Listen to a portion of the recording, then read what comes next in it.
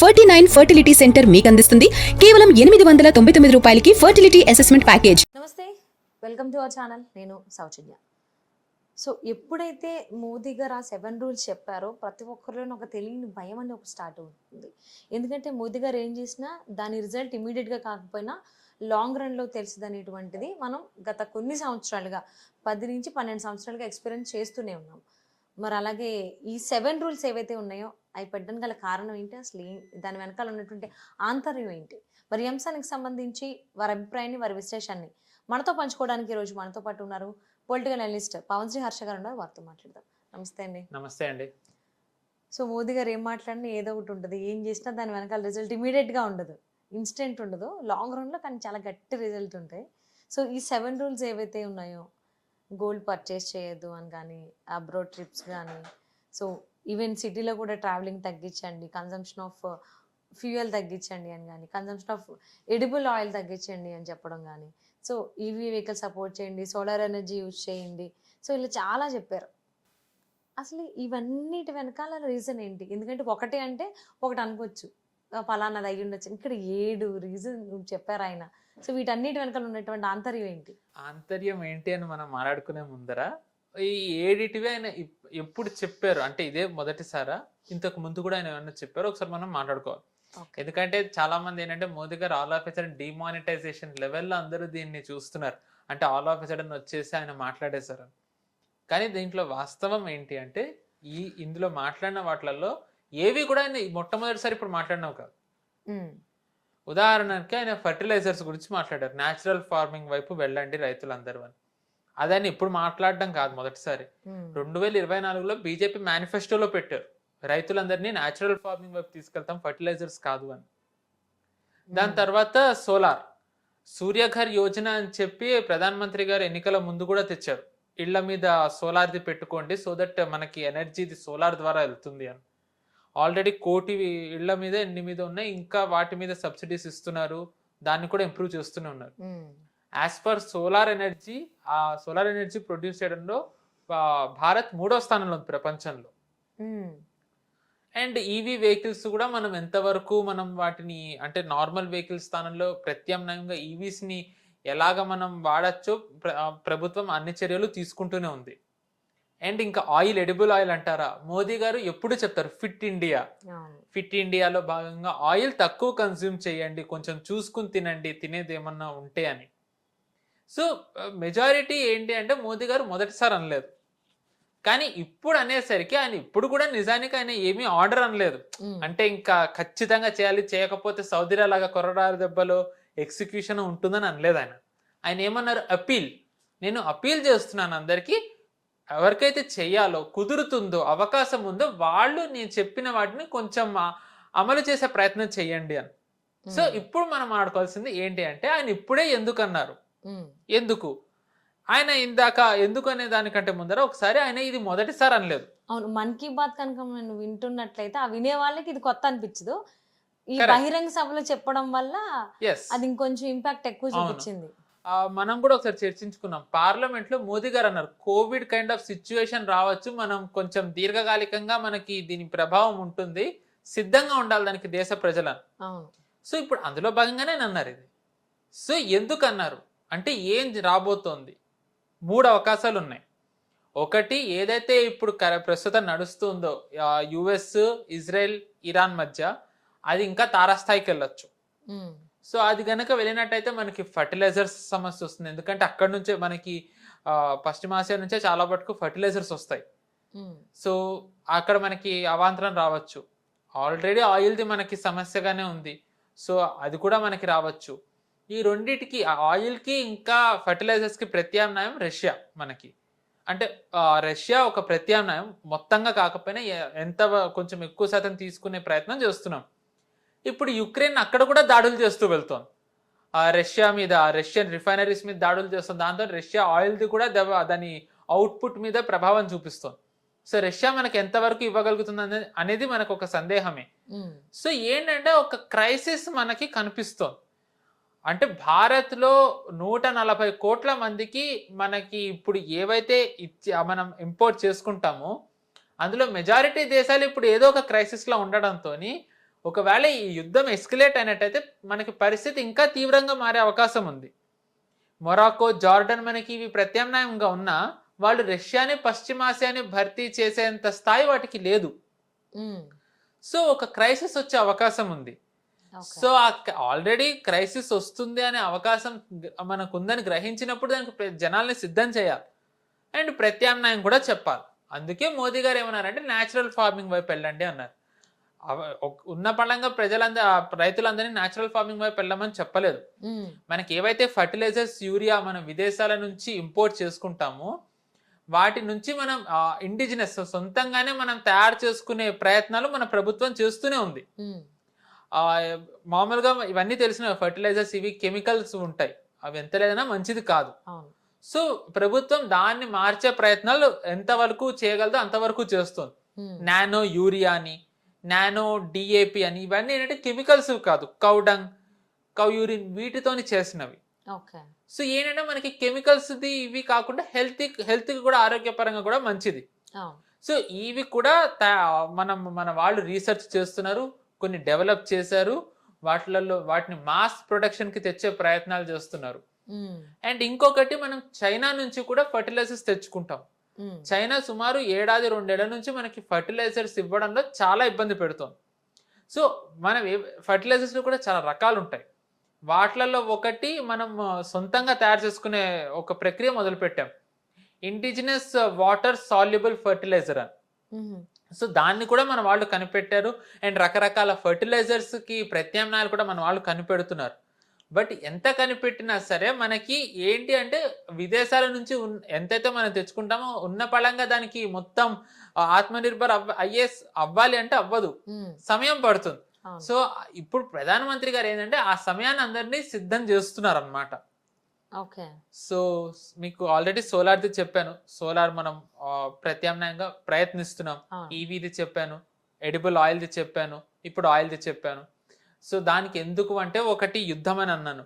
ఇంకొక అవకాశం ఏముంది అంటే హంటా వైరస్ అనేది కొంచెం వింటున్నాం, కొంతమంది ఆల్రెడీ క్వారంటైన్లోకి వెళ్ళారని చెప్పి అంటున్నారు. WHO అయితే ఇది ఏమంత ప్రమాదకరం కాదు అని అంది, కానీ ఇదే WHO మనం చూసాము గతంలో కరోనా అప్పుడు కూడా అందరూ పాండమిక్ ప్రకటించండి అని అంటే ఆలస్యం చేసింది, అది మొత్తం ఇంకా ప్రపంచం మొత్తం పాకిన తర్వాత కానీ ప్రకటించలేదు. సో మరి మేబీ ప్రభుత్వం ఏమన్నా సార్ ముందుగానే సిద్ధంగా ఉండాలని అనుకుందేమో మనకి తెలీదు, అది కూడా ఒక కారణం అవ్వచ్చు. మూడవ కారణం ఏంటి అంటే ఆపరేషన్ సింధూర్ని మనం మళ్ళీ మొదలు పెట్టే అవకాశం ఉంది. ఆపరేషన్ సింధూర్ ఏంటి అంటే పాజ్ అనే మన ప్రధానమంత్రి గారు అన్నారు. అవును, సో ఎప్పుడన్నా మొదలవ్వచ్చు అని చెప్పి ఆయన అన్నారు. దాని తర్వాత మన డిఫెన్స్ మినిస్టర్ రాజ్నాథ్ సింగ్ గారు కూడా అంటూ వచ్చారు ఆపరేషన్ సింధూర్ ఎప్పుడన్నా మొదలు చెప్పారు. అండ్ టైమింగ్ చూసుకున్నట్టయితే ఏడాది ఆపరేషన్ సింధూర్ పాజ్ అంటే చేసిన ఏడాది తర్వాతే మరి ఒక రకంగా ఆ సిగ్నల్ వస్తోంది మనకి. ఎందుకంటే మనం చూసాం ఇటీవల కాలంలో, నేను కూడా ఇక్కడ చెప్తూ వచ్చాను, లష్కర్ మాడ్యూల్స్ ని బస్ట్ చేసాం, జైష్ మాడ్యూల్స్ ని బస్ట్ చేసాం. బంగ్లాదేశ్ నుంచి బంగ్లాదేశ్ కేంద్రంగా వయా బంగ్లాదేశ్ ఇక్కడికి వస్తున్న లష్కర్ వాళ్ళని పట్టుకుంటున్నాం, ఇక్కడ జెలటిన్ స్టిక్స్ పట్టుకుంటున్నాం, రకరకాలుగా పాకిస్తాన్ ISI మాడ్యూల్స్ ని బస్ట్ చేస్తున్నాం. అంటే పాకిస్తాన్ ఏదో చేసే ప్రయత్నం అయితే చేస్తూనే ఉంది అది. సో మనం వాటిని ఆపే ప్రయత్నం మనం కూడా చేస్తున్నాం. కానీ ఎంత చేసినా సరే నేను గతంలో అన్నట్టుగా మనం 100కి 100 సార్లు గెలవాలి, వాళ్ళు ఒక్కసారి గెలిస్తే చాలు. సో ఆ ఒక్కసారి వాళ్ళు గెలిచే అవకాశం ఇవ్వకూడదనే మన వాళ్ళు ప్రయత్నిస్తున్నారు. దురదృష్టవశాత్తు ఏమన్నా జరిగితే గనక ఈసారి యుద్ధం వచ్చే అవకాశం ఉంది. ఈసారి ఆపరేషన్ కాదు, యుద్ధమే వచ్చే అవకాశం ఉంది. అండ్ యుద్ధం వస్తే గనక అది ఎంతకాలం ఉంటుందో అది మన చేతుల్లో ఉండదు. అండ్ యుద్ధం గనక వచ్చినట్టయితే గనక రిసోర్సెస్ ని జనాల కంటే కూడా ఎక్కువ యుద్ధం వైపుకే మళ్లించాలి. అంటే ఎకనామిక్ స్ట్రెయిన్ వచ్చే అవకాశం ఉంటుంది, జనాలు కూడా వాళ్ళు కూడా కొంచెం కష్టపడే అవకాశం ఉంటుంది. సో దానికి కూడా సిద్ధం చేస్తూ ఉండొచ్చు. సో ఏంటంటే ఇంకొకటి ముందుగానే చెప్పడం ఎందుకు అంటే మేబీ ప్రధానమంత్రి గారు ఆల్ ఆఫ్ ఎ సడన్ చెప్తే గనుక మనం చూసాం, కోవిడ్ అప్పుడు జనాలు కష్టపడడం చూసాం, డిమానిటైజేషన్ ప్రకటించినప్పుడు జనాలు కష్టపడడం చూసాం. సో ఈసారి కొంచెం ముందుగానే సిద్ధం చేసినట్టయితే ఒకవేళ ఏమన్నా చర్యలు తీసుకున్నా ఓకే, ఆల్రెడీ మనం దీని గురించి హెచ్చరించారు కాబట్టి జనాలు కూడా కొంచెం ధైర్యంగా ఉంటారు. అండ్ ఇంకొకటి ఏంటంటే విపక్షాలు ఎంత ప్రయత్నించినా ప్రధానమంత్రిగా మాటని జనాలు ఇప్పటికీ నమ్ముతారు. అవును. డిమానిటైజేషన్ అప్పుడు నన్ను నమ్మండి, ఊళ్ళో నించుంటున్నారు, కష్టపడుతున్నారు, క్షమించండి కానీ ఇది మంచికే అంటే జనాలు నమ్మారు. జిఎస్టీ మంచికే అంటే జనాలు ఒప్పుకున్నారు. లాక్డౌన్ మంచిదే, ఇళ్లలో ఉండండి అంటే ఇళ్లలో ఉన్నారు. చప్పట్లు కొట్టండి అంటే చప్పట్లు కొట్టారు. లైట్లు తీయండి అంటే లైట్లు తీశారు. వ్యాక్సిన్ వేసుకోండి అంటే వ్యాక్సిన్ వేసుకున్నారు. అంటే ఆయన మాటకున్న క్రెడిబిలిటీ ఏంటంటే మనకి ఇవన్నీ ఒక ఉదాహరణ. సో ఇప్పుడు మీరు మొదట్లో అన్నట్టుగానే ప్రధానమంత్రి గారు ఒక మాట అన్నారు అంటే ఆయన ఉత్తినే అన్నారు. ఏదో ఆయనకు ఒకటి సమాచారం ఉంది, దేశానికి ఏదో ఒక విపత్తు వచ్చే అవకాశం ఉంది కాబట్టే ఇప్పుడు జనాలను సిద్ధం చేస్తున్నారు. అందులో భాగంగానే ఆయన ఇది చేశారని అనుకోవచ్చు. సో ఎవరు కూడా ఒక క్రైసిస్ రావాలని కోరుకోరు, దాన్ని నివారించే ప్రయత్నాలే 100% చేస్తారు. కొన్నిసార్లు మన చేతుల్లో ఉండవు, సడన్ గా వచ్చేయచ్చు. తుఫాన్ వస్తే మనం ఆపలేము దాన్ని, అది వచ్చింది. కరెక్ట్. సో అలాగే ఈ చెప్పినటువంటి 7 రూల్స్ లో గోల్డ్ ఒకటి కొనద్దు అని, అంటే కొంచెం తగ్గించండి ఒకటి, మన దగ్గరే ఉంచుకుందాం గోల్డ్ అని ఇంకొకటి, at the same time abroad trips అనేది కూడా కొంచెం చేయొద్దు అనేసి. అంటే ఒకటి గోల్డ్ అంటే ఇన్వెస్ట్మెంట్ మీద కొంతమంది చూస్తారు, సో అందుకని కొనుక్కుంటారు. అదేంటిది మేము ఇన్వెస్ట్మెంట్ కింద చూస్తాం కదా, దీన్ని ఎందుకు కొనద్దు అంటున్నారు, ఇది ఒక రకంగా మనకు లాభమే కదా, మన గోల్డే కదా మనం కొనుక్కుంటున్నాం అనేటువంటి ఆలోచనలు చాలామంది ఉంటారు. ఇంక ట్రిప్స్ అంటారా, మా సెల్ఫ్గా మేము వెళ్తున్నాం కదా, మా డబ్బులు ఖర్చు పెట్టుకుని మీరు ఏమైనా డబ్బులు ఇస్తున్నారా, ఎందుకు గవర్నమెంట్కి అనేటువంటి ఆలోచన ధోరణిలో కూడా వాళ్ళు ఉంటారు. సో వీళ్ళకి మీరు ఇచ్చే సమాధానం ఏంటి? ఫస్ట్ థింగ్, గోల్డ్ వాళ్ళు ఇన్వెస్ట్మెంట్ గా చూసే మాట వాస్తవమే. కానీ ఇప్పుడు ప్రస్తుతం ఉన్న పరిస్థితిలో గోల్డ్ ధర తారాస్థాయిలో ఉంది. అండ్ భారత్ గోల్డ్ ఎక్కువగా ఇంపోర్ట్ చేసుకుంటుంది. సో ఇంపోర్ట్ చేసుకుంటే గనక ఇప్పుడున్న పరిస్థితుల్లో ఆబ్వియస్లీ ప్రైస్ ఎక్కువ ఉంటుంది. సో ప్రైస్ ఎక్కువ ఉన్నప్పుడు జనాలు కొన్నా అది వాళ్ళకి కష్టమే. అండ్ ప్రభుత్వం పరంగా మన ఫారెక్స్ రిజర్వ్స్ తగ్గే ప్రమాదం ఉంది. At the end of the day ఎప్పుడైనా సరే ఒక దేశానికి ఫారెక్స్ రిజర్వ్స్ అనేది చాలా ముఖ్యం. మనం చూసాము 2022లో రష్యా స్పెషల్ ఆపరేషన్ మొదలుపెట్టిన వెంటనే ఎక్కడెక్కడైతే ఫారెక్స్ రిజర్వ్స్ ఉన్నాయో అవన్నిటిని కూడా, అంటే పశ్చిమ దేశాలు వాళ్ళ మిత్ర దేశాలు అన్ని కూడా వాటిని ఫ్రీజ్ చేయడం మొదలు పెట్టేశారు, రష్యావి ఫారెక్స్ రిజర్వ్స్ అన్ని. సో అందుకే మోదీ గారు కూడా, మన ప్రభుత్వం ఐ థింక్ గత 2 ఏళ్ల నుంచి గోల్డ్ రిజర్వ్స్ అన్ని కూడా విదేశాల్లో ఎక్కడెక్కడైతే ఉన్నాయో చాలా మటుకు వాటిని తిరిగి భారత్ తెచ్చేస్తోంది. మనకి జనరల్ ఎలక్షన్స్ ముందర కూడా చాలా టన్స్ ఆఫ్ గోల్డ్ వచ్చేసింది, 91లో మనం పంపించింది. సో గోల్డ్ ఒక ఇండివిజువల్, ఒక వ్యక్తికి అది పెట్టుబడి, కానీ దేశానికి అది ప్రస్తుతం ఉన్న పరిస్థితుల్లో ఏంటంటే అది ఒక ఎక్స్పెన్స్, అది ఫారెక్స్ కి ప్రభావం పడుతుంది. అండ్ మీరు అన్నట్టుగా ఒక గోల్డ్ ఖచ్చితంగా కొనుక్కుంటారు. అంటే మన భారతీయులకి గోల్డ్ అది చాలా శుభ సూచకం, చాలా మందికి అది ఒక పెట్టుబడి, షోకు, హుందా, షో ఆఫ్ అన్నీ ఉంటాయి. సో ఇప్పుడు దానికి కూడా ప్రభుత్వం ఒక ప్రత్యామ్నాయం ఆలోచిస్తుంది, అంటే ప్రయత్నిస్తుంది. మనకి గోల్డ్ ఎక్స్ట్రాక్షన్, మనకి ఇక్కడ గోల్డ్ అంత, అంటే మనకి గోల్డ్ ఏవైతే మనం ఎక్స్ట్రాక్ట్ చేస్తామో ఇక్కడ మనం అంత ఆ స్థాయిలో చెయ్యం. సో అంటే మనం ఇచ్చే మన డబ్బులు పెట్టి, అంటే రూపీస్ లో కొనుక్కునేటువంటి డబ్బులు మళ్ళీ ఫారెన్ లో డాలర్స్ రూపంలో వెళ్ళిపోతుంది. ఎగ్జాక్ట్లీ. సో అలా అయితే మన ఫారెక్స్ తగ్గుతుంది. మన ఫారెక్స్ తగ్గితే ఏమవుతుంది, ఇంపోర్ట్ కాస్ట్ పెరుగుతుంది. సో మన రూపాయి విలువ పడిపోతుంది. ఒక రకంగా రూపాయి విలువ పడిపోయి ఉండడం మంచిదే. అంటే ఇప్పుడు చాలా రూపాయి ఆల్ టైమ్ లోలో ఉంది, అది ఇది అంటున్నారు. రూపాయి విలువ ఎంత తక్కువ ఉంటే మన ఫారెక్స్ అంత సేవ్ అవుతుంది. ఎందుకంటే మనకి ఖర్చు ఒక రకంగా మనకి అంత పడదు, భారం. బట్ ఎంత లేదన్నా at the end of the day అది కూడా మనకి భారమే. సో అందుకే ప్రధానమంత్రి గారు గోల్డ్ తగ్గించండి కొనడం అపీల్ చేశారు. అగైన్ అపీలే చేశారు. సో అంటే ఆయనకు కూడా ఒక దృష్టిలో ఏముంది, గోల్డ్ మనం ఇంపోర్ట్ చేసుకుంటాం, ఇలాగా నేను కంటిన్యూస్ చెప్తూ ఉండలేను. సో మనం కూడా ఇక్కడ గోల్డ్ మనం ఇంకా ప్రొడ్యూస్ చేయాల్సిన సమయం వచ్చింది అనేది ఆయన కూడా తెలుసు ప్రధానమంత్రి గారికి. అందుకే ఇటీవల కాలంలో కర్నూలులో, ఆంధ్రప్రదేశ్లోని కర్నూలులో గోల్డ్ ఎక్స్ట్రాక్షన్ మొదలు పెట్టారు. ఒక ప్రైవేట్ సంస్థ గోల్డ్ ఎక్స్ట్రాక్షన్ మొదలు పెట్టింది. కేజీఎఫ్ లో కూడా ఒకప్పుడు గోల్డ్ బాగా ఎక్స్ట్రాక్ట్ చేసేవాళ్ళు, దాన్ని కూడా మళ్ళీ రివైవ్ చేసే ప్రయత్నాలు చేస్తున్నారు. సో ఒకటి ఏదన్నా అపీల్ చేశారు అంటే దానికి ప్రత్యామ్నాయం ఆల్రెడీ ప్రభుత్వం ఆల్రెడీ మన దగ్గర అవైలబుల్ ఉంది. లేదు అంటే ఆ ప్రత్యామ్నాయం మన వాళ్ళు మళ్ళీ తీసుకొచ్చే ప్రయత్నం చేస్తున్నారు. సో దట్ ఇలాంటి క్రైసిస్ వచ్చినట్టయితే జనాల మీద భారం పడకుండా ఉండాలి అని చెప్పి. ఓకే. సో అండ్ నెక్స్ట్ మీరు ఫారెన్ ట్రిప్స్ అన్నారు. కరెక్టే, ఫారెన్ ట్రిప్స్ నేనే వెళ్తాను, ప్రభుత్వం ఏమన్నా డబ్బు ఇస్తుందని కరెక్టే. విదేశీ ట్రిప్పులకు వెళ్ళినప్పుడు వాళ్ళు దేంట్లో వెళ్తారు? విమానాల్లో వెళ్తారు. అవును. విమానాల్లో ఇప్పుడు జెట్ ఆల్రెడీ ఆయిల్ది క్రైసిస్ ఉండడం వల్ల ఫ్యూయల్ ప్రైసెస్ ఆల్మోస్ట్ ఏవైతే ఈ ఎయిర్ క్రాఫ్ట్ సంస్థలు ఉన్నాయో 50% వాళ్ళు తిప్పడం మానేశారు. సీట్ కెపాసిటీ తగ్గించేశారు. తగ్గించినప్పుడు వాళ్ళకి నష్టం కాబట్టి వాళ్ళు ఏం చేస్తారు, ఆయిల్ ప్రైస్ పెంచేశారు. ఎందుకంటే వాళ్ళు అధిక ధరలో ఆయిల్ కొంటూ సీటింగ్ కెపాసిటీ తగ్గించినప్పుడు వాళ్ళు ఎలా అయినా సరే వాళ్ళ నష్టం పూడ్చుకోవాలని చూస్తారు. అది ఆబ్వియస్లీ ఎవరు ఇస్తారు? జనాలే ఇస్తారు. అంటే వాళ్ళ టికెట్ కొనుక్కునే వాళ్ళే, అంటే ప్రయాణికులే ఇస్తారు.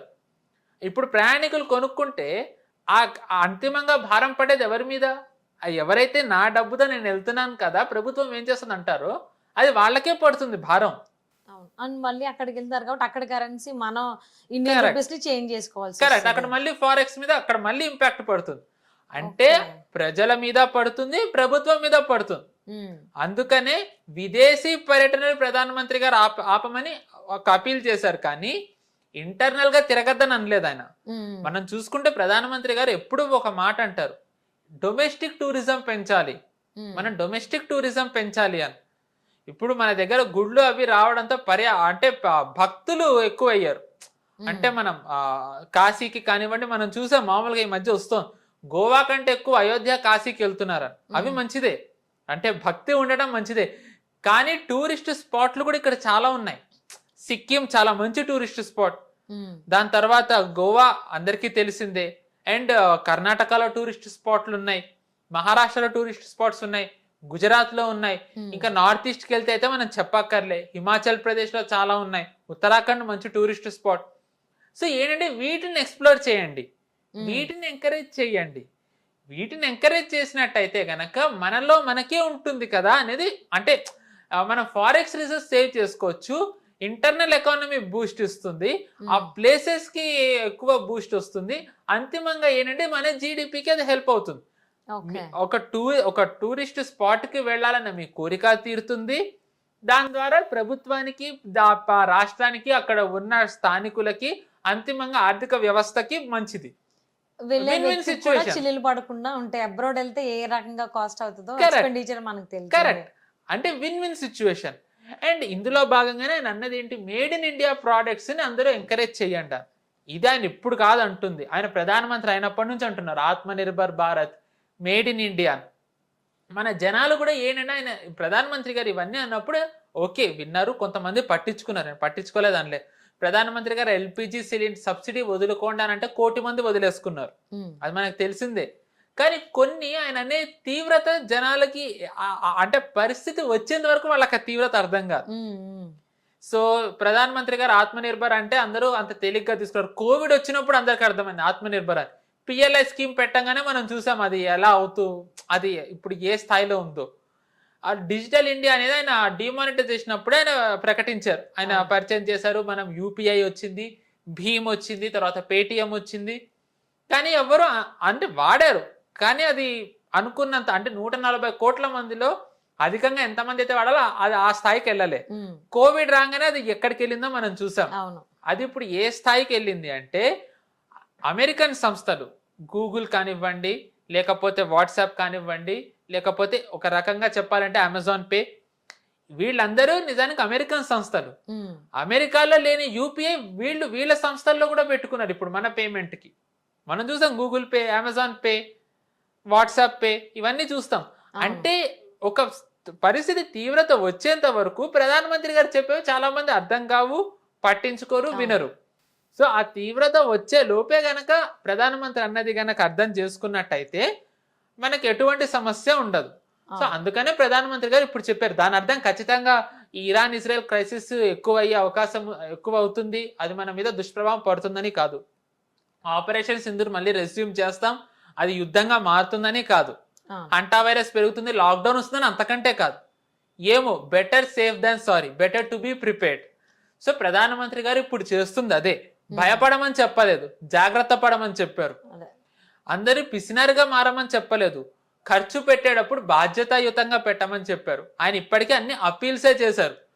అండ్ కొన్ని నెలల తర్వాత, యుద్ధం మొదలైన 2-3 నెలల తర్వాత మనం ఇప్పుడు చూస్తున్నాం చాలా దేశాలు యుద్ధం మొదలవ్వగానే పెట్టేశాయి.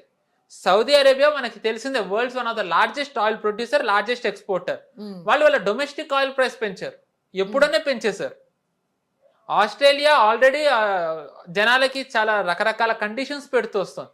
సౌత్ కొరియాలో కమ్యూనిస్ట్ గవర్నమెంట్ అని తిడుతున్నారు. వాళ్ళు ఆయిల్ వాళ్ళకి ఇంపోర్ట్ చేసుకోవడం వల్ల వాళ్ళకి నష్టం వస్తుందని వాళ్ళు పెట్టిన కండిషన్స్ వల్ల 60 పెట్రోల్ బంకులు మూతపడిపోయాయి. ఇమాజిన్ 60 పెట్రోల్ బంకులు మూతపడ్డాయంటే ఆయిల్ క్రైసిస్ అక్కడ ఎలా మారుతుంది, అంతిమంగా దేశ జీడిపి మీద ఎలాంటి ప్రభావం పడుతుంది. So and European union, Modi గారు ఇప్పుడు అన్నారు విదేశీ పర్యటనలది, యూరోపియన్ యూనియన్ ఎప్పుడనే చెప్పింది, మార్చిలోనో ఏప్రిల్లోనే చెప్పింది, యూరోపియన్ యూనియన్ మీరు కొంచెం విదేశీ పర్యటనలు తగ్గించుకోండి so that jet fuel expense మనకి తగ్గుతుందని. అమెరికాలో అయితే ఆల్మోస్ట్ 40% పైగా పెట్రోల్ ధరలు పెంచేశారు. సో చాలా దేశాల తర్వాత మనం చేస్తున్నాం, చాలా దేశాల కంటే మెరుగ్గా మనం ఉన్నాం. అది అలాగే కొనసాగాలి అని చెప్పి ప్రధానమంత్రి గారు ఇప్పుడు చెప్పారు. మనం చూసుకున్నట్టయితే సుమారు 6 ఏళ్ల నుంచి మనం ఏదో ఒక క్రైసిస్ లో ఉంటూనే వచ్చాం. మనం అంటే ప్రపంచం 2020లో కోవిడ్ మొదలైంది, 2021లో అది ఉంది. ఆ కోవిడ్ నుంచి ఇప్పటివరకు ఏ దేశము బయటపడ్డది లేదు, కానీ మనం చాలా విజయవంతంగా బయటపడ్డాం. ఇప్పటికీ చాలా దేశాలు రెసెషన్ లోనే ఉన్నాయి.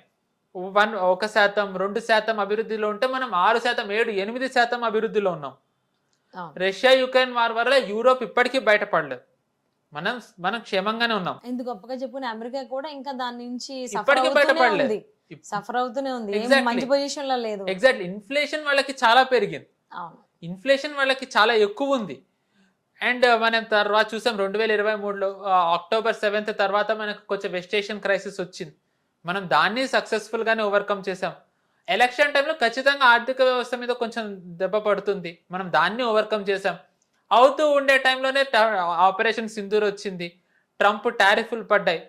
అంటే ఒక్కొక్క ఏడాది ఎన్నెన్ని వచ్చాయో చూడండి, మనం ప్రతి ఒక్క దాని నుంచి ఓవర్కమ్ అవుతూ వచ్చాం. అవును, ఎన్ని హడ్డిల్స్ వచ్చినా దాన్ని దాటుకుని బయటకు వచ్చాం, ఎక్కడ మనం స్టక్ అయిపోలేదు. కరెక్ట్. సో కానీ ఈ 7 రూల్స్ మోదీ చెప్పిన తర్వాత ఆల్మోస్ట్ స్టాక్స్ లో 10 లక్షల కోట్లు నష్టం వచ్చింది అంటున్నారు. మరి అది ఎవరికి లాభం అయినట్టు, అది ఎవరికి నష్టం అయినట్టు? ఇంకా ఎక్కువ నష్టం రావచ్చేమో. అండ్ ఆ నష్టం ఇప్పుడు రాలేదు, ఈ ఇజ్రాయెల్ ఇరాన్ వార్ మొదలైనప్పటి నుంచి ఆ నష్టం ఉంది. ఇజ్రాయెల్ ఇరాన్ వార్ మొదలైనప్పటి నుంచే స్టాక్ మార్కెట్స్ మీద ఈ ప్రభావం ఉంది. ఇమాజిన్ చేయండి, జనాలు సిద్ధంగా లేకపోతే గనక ఆల్ ఆఫ్ ఎ సడన్ గనక ప్రధానమంత్రి గారు అపీల్ కాకుండా ఆర్డర్ వేసున్నట్టయితే అది ఇంకెలాంటి దుష్ప్రభావం పడి ఉండేది. అంటే ఒక 100 రూపీస్ నష్టపోయే చోట మేబీ మనం 20-30 రూపీస్ నష్టపోతున్నాం. నష్టం జరగట్లేదు అని అనట్లేదు, నాశనం అయ్యే చోట నష్టం జరుగుతుంది. ఆ నష్టాన్ని కూడా ఎంతవరకు నివారించచ్చు ప్రభుత్వం అంతవరకు నివారిస్తుంది. నిజానికి చూసుకున్నట్టయితే మనం మాట్లాడుకుంటున్నాం, మనం ఐ థింక్ నేను ఇక్కడికి వస్తున్న కొత్తలో నేను అన్నాను ఆయిల్ ప్రైస్ ఇది చాలా మంది నెగిటివ్ ప్రొపగండా చేస్తున్నారు. ఇప్పటివరకు నిజానికి జనాల అంటే స్థానికులు అంటే డొమెస్టిక్ కన్సంప్షన్ లో ఎంత మంది మీద ఆయిల్ ది ప్రభావం పడింది?